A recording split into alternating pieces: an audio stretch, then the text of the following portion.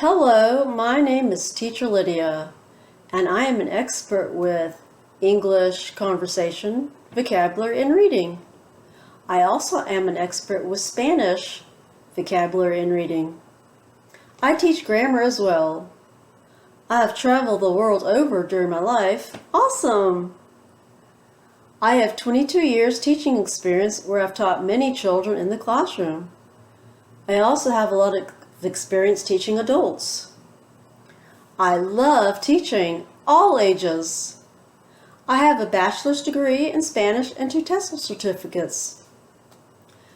In my conversation classes, the student can pick the topic and practice pronunciation.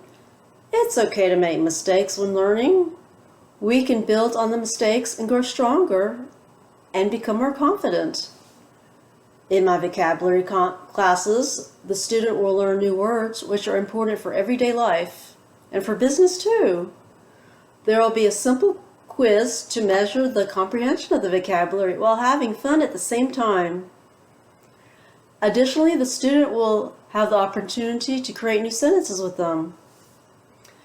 In my reading classes, the student will choose a special passage that he or she likes or request the teacher to do so. These principles hold true for both Spanish and English classes.